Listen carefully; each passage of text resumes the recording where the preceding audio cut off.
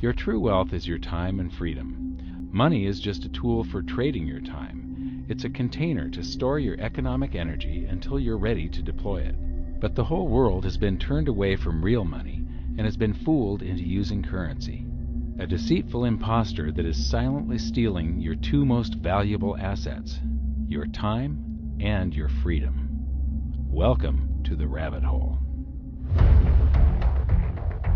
We are entering a period of financial crisis that is the greatest the world has ever known. The wealth transfer that will take place during this decade is the greatest wealth transfer in history.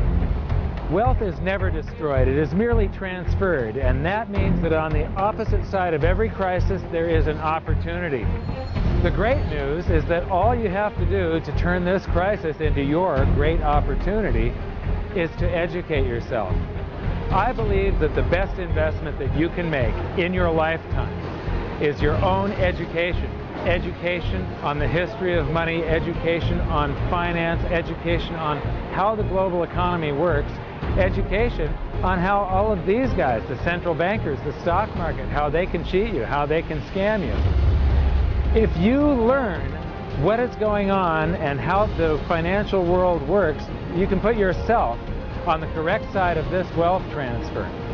Winston Churchill once said that the further you look into the past, the further that you can see into the future. This program is all about creating your own crystal ball, being able to gaze into the future, being able to change this crisis, the greatest crisis in the history of mankind, into your great opportunity.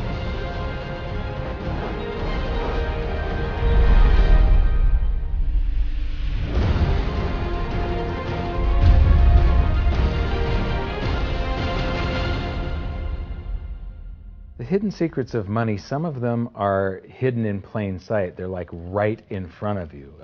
The way the monetary system works is something that isn't actually hidden away from all of us. It's out in the open, but it's complex and people just they can't see how it works.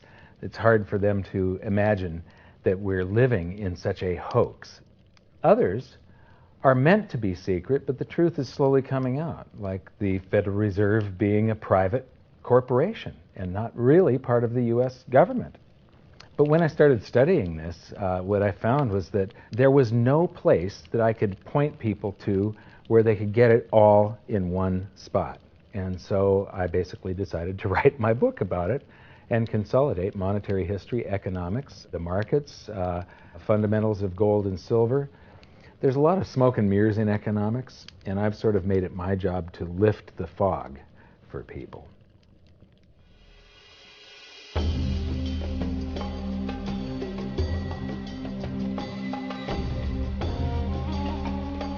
Welcome to Egypt.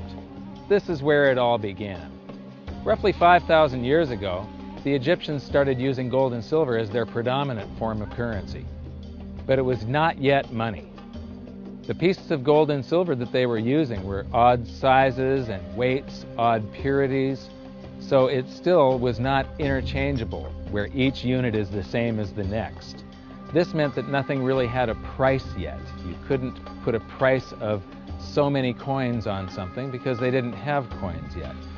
Trade was still difficult. It was still a guessing game when it came to the exchange of values. One of the reasons that we are in the financial mess that we are today globally is that people do not understand the difference between currency and money. Currency is a medium of exchange, a unit of account. It is portable, durable, divisible, and something called fungible. Fungible means that each unit is the same as the next unit. A dollar in my pocket buys the same amount as a dollar in your pocket. Money is all of those things plus a store of value over a long period of time. Even financial planners, bankers, your accountant, they don't understand the difference between currency and money. The currency in your pocket is a medium of exchange. It's a unit of account because it's got numbers on it. It's somewhat durable, it's portable, it's divisible in that you can make change, and it's fungible. A dollar in my pocket buys the same amount as a dollar in your pocket.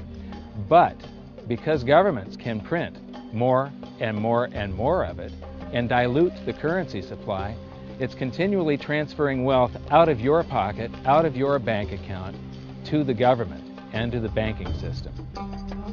The reason that gold and silver are the optimum form of money is because of their properties. It's an easy medium of exchange because gold and silver store a large amount of value in a very small area. It's a unit of account. Pure gold has the same value all over the planet. So an ounce of gold buys the same amount here in Egypt as it would in China or in the United States. It's durable. The same gold that Egyptians were using in trade 5,000 years ago is still here with us today. It does not corrode. It's divisible. You can make change with it. It's very portable. You could use something like oil as money. It's just that you can't carry around a barrel of oil on your back. It's fungible. Pure gold is the same wherever it is on Earth. Pure silver is the same wherever it is on Earth. It's limited in quantity. That's the reason that it maintains its purchasing power. Governments cannot print it. Over the last 5,000 years, only gold and silver have maintained their purchasing power. There have been thousands upon thousands of fiat currencies, currencies that are unbacked by gold or silver, and they have all gone to zero. It's a 100% failure rate. Well, fiat currency, of course, is a currency that exists at the dictate or by fiat from a government. You say they have their printing presses, and the paper money rolls off the printing presses. And then they give it the fiat designation, which makes the currency official. It's just worthless paper. But when Ben Bernanke gives it the special sign, and they have the cult meeting at the Federal Open Market Committee meetings, it suddenly becomes currency. If you look at what's really going on, it's a con game. And so there's confidence. Well, the Federal Reserve is very forthright about what they're doing. If you read their websites, they'll tell you it's a confidence game. They tell you that there's no intrinsic value in their money. They'll tell you that they print it backed by absolutely nothing. They actually display all these facts. But if you tell somebody in the public that this stuff is created out of thin air, there's no backing whatsoever, it's absolutely worthless, it's about as valuable as monopoly money, they'll look at you like you're nuts. Is there an example throughout history of a fiat currency, a piece of paper that's unbacked by anything, surviving? Short answer, no. Long answer, no. And here's why. When Addison Wiggin took over at the Daily Record, when they got cranked up, Bill Warner asked him to catalog all of the fiat currencies throughout history and what happened to each of them. Addison dutifully went to work.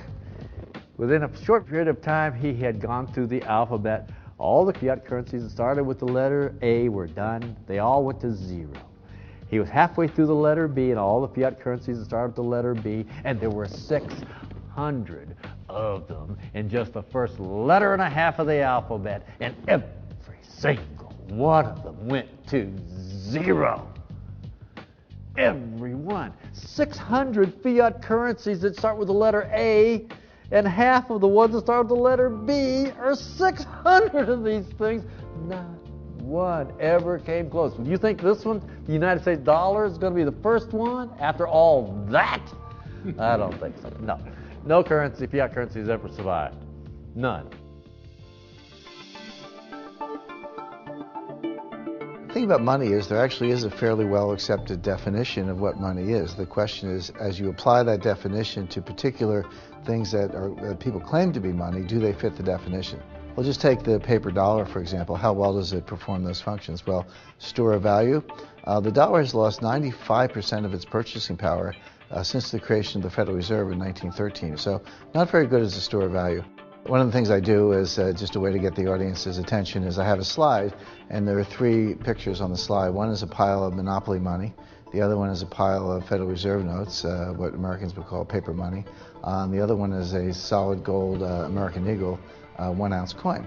And the title of the slide is, which of these is not like the other? And if you know the show Sesame Street, or you have children who watch it, it's one of the favorite vignettes in Sesame Street. And what it really is a kind of IQ test for 5-year-olds. They're supposed to look at the three things and look at characteristics and find the one that's not like the other. Well, I've shown this slide to groups of Ivy League university professors, and I've also shown it to children, kind of 5 years old, my nieces and nephews and so forth.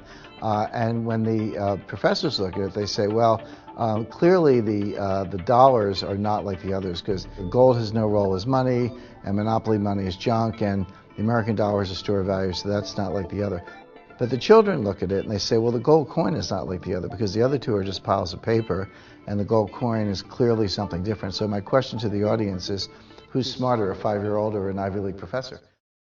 Before World War I, each note that a treasury issued would say that there have been deposited with the United States Treasury $20 in gold coin payable to the bearer upon demand. The money was in the vault.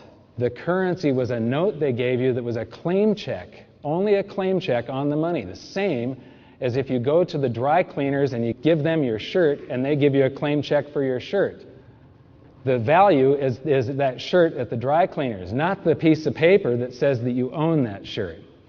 So our currency that circulated was the paper US dollars, and they were claim checks on money. The next hidden secret is the difference between currency and money. Money must be a store of value and maintain its purchasing power over long periods of time. As we progress through this series, you'll learn that national currencies are really a tool used by the government and the financial sector to leech away your time and your freedom by stealing your purchasing power. So rather than storing your economic energy, currencies leak. Now compare that to the gold and silver the Egyptians were using. Like I started with, it still wasn't money because it wasn't interchangeable yet. But they were on the right track, as gold and silver have proven over thousands of years to be the ultimate store of value. Gold is only formed when a star explodes, a supernova, and it stays around forever. This is one of the properties that make it the ultimate money.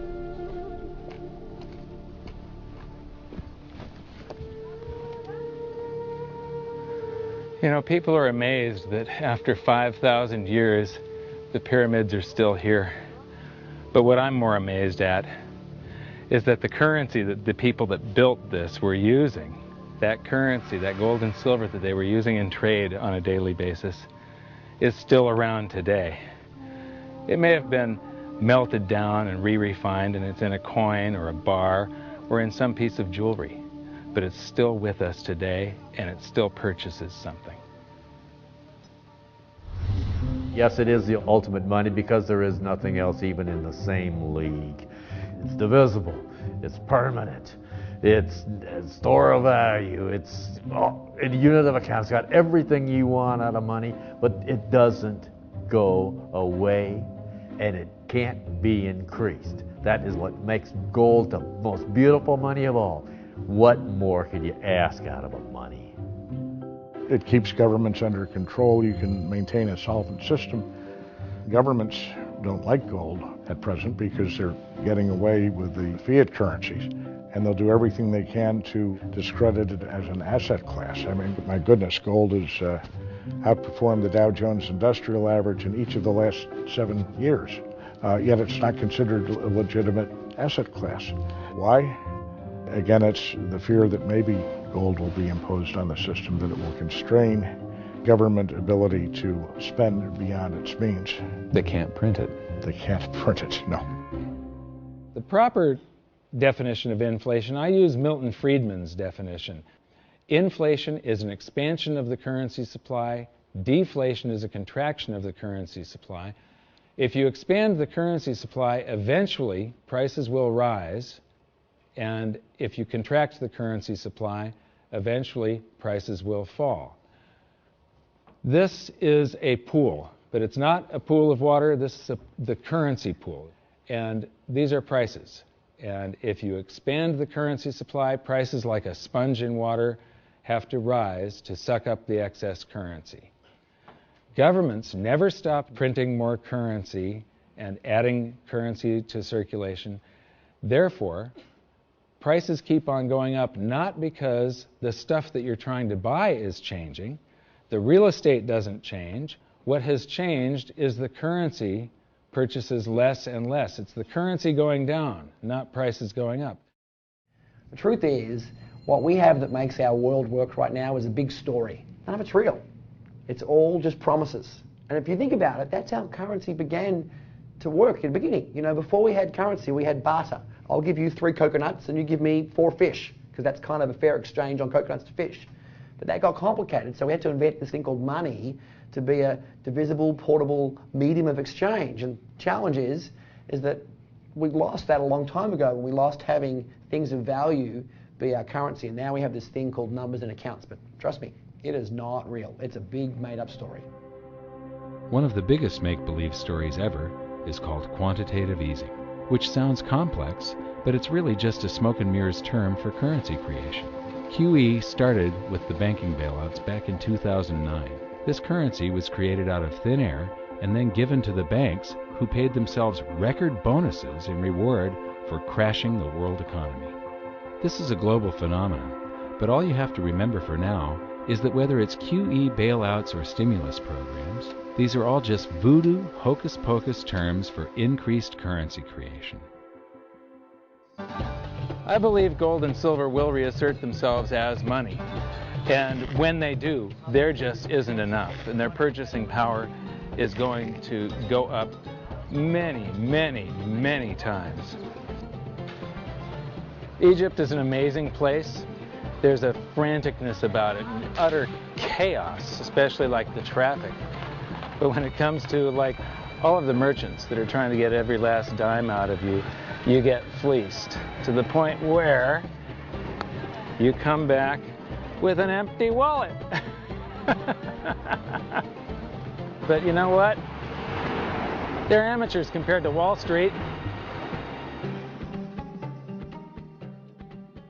In the past several years, I've spoken in many countries about the crisis that's coming, and a lot of people think that they're going to be okay in their country, that it's only going to happen to the United States or maybe the United States in Europe. But what they don't realize is that this is a global phenomenon. I got to show you something here. This is base currency in the United States. This is the number of paper dollars that exist, basically. It took 200 years to go from no dollars in existence to 825 billion.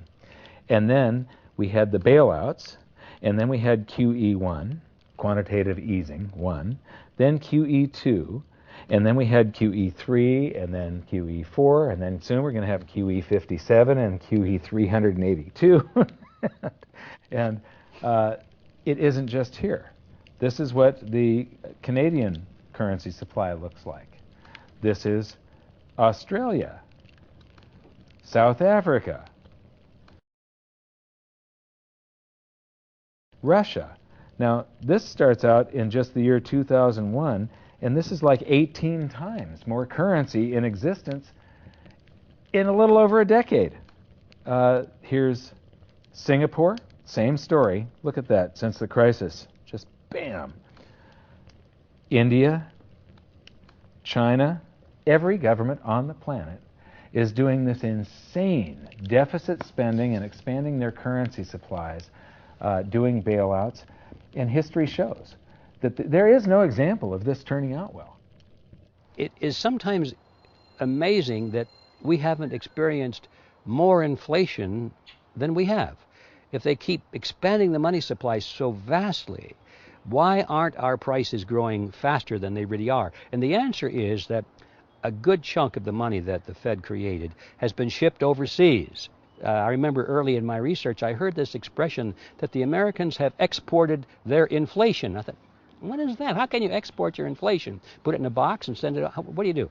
Well, now I understand. You export your inflation by simply sending all these dollars that you created to these other countries, and then they send you their refrigerators and their cars and whatever, their TV sets. So you get hardware, and they get little pieces of paper. It's a great deal for the American people for a while.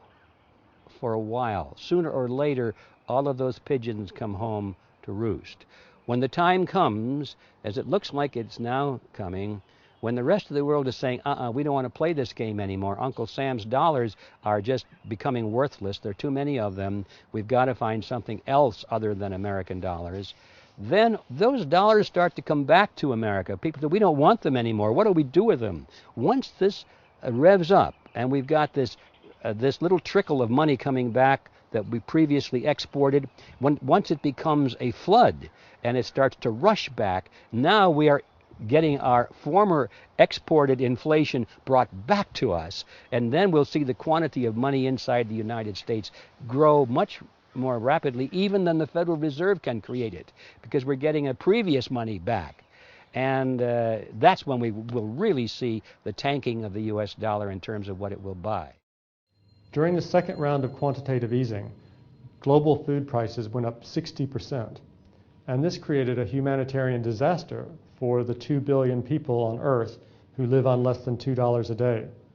These people were hungry to start with, they became hungrier, and some of them started overthrowing their governments in North Africa and around the Middle East. So quantitative easing was the spark that ignited the Arab Spring. So that's it. When you create money, you get some sort of inflation. It just depends on where the inflation goes. It's all going down, down, down. Peasants are reeling from a game of coins and the ground. Given the premise that you have a permanent underclass or poor class, and how does inflation affect them disproportionately? It affects them basically in the percentage of their income that goes to food. And we see this as a ratio, and we know that there are some danger points. For example, in Egypt recently, once that ratio got to 40% of income going to food and the price of food rising due to inflation, when it got to 40%, that's historically a point where people actually stage a revolution. That's exactly what we saw. The French Revolution, similarly, was all around the price of food getting to a certain critical point where people simply, the risk-reward for revolution was favorable toward revolution. When they print it up, then it all goes down. Well, exactly right, because when you have a runaway inflation, it's punishing the very people who are most productive in society. In other words, the people that produce more than they consume and save the difference. The problem is that those productive people, the savers, save in their national currency. And unfortunately, the national currency is just a fiat piece of paper at this point. So when it's destroyed through runaway inflation, that $100,000 that you were hoping to retire on doesn't exist. And the things that you were going to buy with it and provide for others don't exist either. Now what are you going to do? So that all seems pretty scary.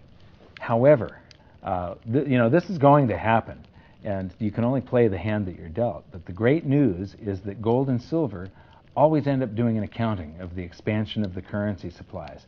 Basically, the will of the public and the free markets. When governments do this kind of stuff to their currency supply, they debase it. Eventually it comes back in inflation. People sense the loss of their purchasing power. They rush back to gold and silver, and they bid the value of the gold and silver up in the country until it meets or exceeds the value of all the currency in circulation.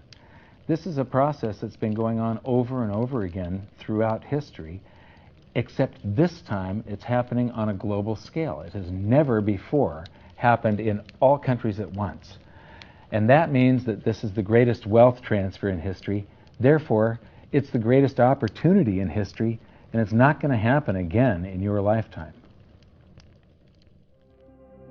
So now we've learned that your true wealth is your time and your freedom. Money is a trading tool that stores the economic energy that is your time and freedom, whereas currencies leak them away. Gold and silver are the ultimate money simply because of their properties. Fiat currencies are based solely on confidence and always return to their intrinsic value of zero. Governments don't like gold because it imposes restraint. Rising prices are a symptom of an expanding currency supply, and gold and silver always account for an expanding currency supply.